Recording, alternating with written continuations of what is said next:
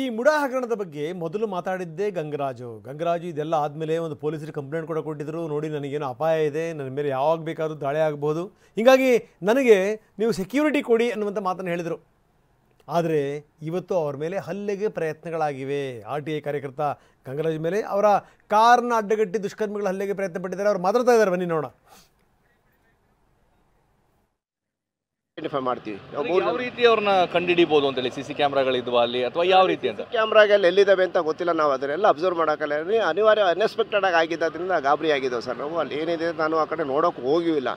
ಇದು ಸಂಡೇ ನಡೆದಿದ್ದು. Actually Monday complaint ಕೊಡಬೇಕಿತ್ತು, ಸಂಡೇನೇ ಕೊಡಬೇಕು. ಯಾಕಂದರೆ ನಾನು ನಮ್ಮ ವಕೀಲರ ಹತ್ರ ಡಿಸ್ಕಸ್ ಮಾಡಿ, ಯಾಕೆಂದರೆ ತುಂಬ ಸೆನ್ಸಿಟಿವ್ ಮ್ಯಾಟ್ರ್ ಆಗಿರೋದ್ರಿಂದ ಸುಮ್ಮನೆ ಬೇರೆ ಥರ ಸುದ್ದಿ ಹೋಗುತ್ತೆ ಅನ್ನೋ ಉದ್ದೇಶಕ್ಕೆ ನಾವೇನು ಮಾಡೋದು ಸುಮ್ಮನೆ ಇದ್ವಿ. ಆಮೇಲೆ ನಮ್ಮ ವಕೀಲರಿದ್ದವರು ಬಿಡಲ್ಲ, ಶೇಫರ್ ಸೈಡ್ ನೀನು ಕಂಪ್ಲೇಂಟ್ ಕೊಟ್ಬಿಡು, ನೀನು ಆಲ್ರೆಡಿ ಪೊಲೀಸ್ ಪ್ರೊಟೆಕ್ಷನಿಗೆ ಕೇಳಿರೋದನ್ನು ಅವ್ರು ಕೊಟ್ಟಿಲ್ಲ, ಹಾಗಾಗಿ ಕೊಟ್ಬಿಡು ನೀನು ಯಾವುದಕ್ಕೂ ಸೇಫರ್ ಸೈಡಿಗೆ ಅಂತ ಹೇಳಿದ್ರು. ಅದಾದಮೇಲೆ ಇವತ್ತು ನಾನು ದೂರು ಕೊಟ್ಟಿದ್ದೀನಿ ಪೊಲೀಸ್. ಈ ಹಿಂದೆ ಸಹ ತಮ್ಮ ಮೇಲೆ ಅಲ್ಲೇ ಆಗುವಂಥದ್ದು ಈ ರೀತಿ ಒಂದು ಕೃತ್ಯ ಆಗಿತ್ತು? ಹೌದು, ಈ ಹಿಂದೆನೇ 2019, 2021ರಲ್ಲಿ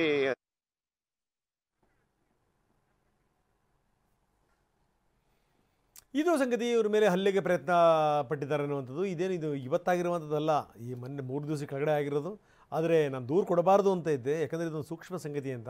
ನಮ್ಮ ಲಾಯರ್ಗಳು ಅವರೆಲ್ಲ ನಮಗೆ ಸಜೆಷನ್ ಕೊಟ್ಟರು, ಈ ರೀತಿ ಆದಂಥ ಸಂದರ್ಭದಲ್ಲಿ ನೀವು ದೂರು ಕೊಡಿ ಅಂತ. ಅದಕ್ಕೋಸ್ಕರ ಕೊಟ್ಟಿದ್ದೀನಿ ಅನ್ನುವಂಥ ಮಾತು. ಕಾರನ್ನು ಅಡ್ಡಗಟ್ಟಿ 4 ಜನ ನನ್ನ ಮೇಲೆ ಅಟ್ಯಾಕ್ ಮಾಡೋಕ್ಕೆ ಪ್ರಯತ್ನ ಪಟ್ಟರು ಅಂತ ಇವರು ಕಂಪ್ಲೇಂಟನ್ನು ಲಾಡ್ಜ್ ಮಾಡಿದ್ದಾರೆ.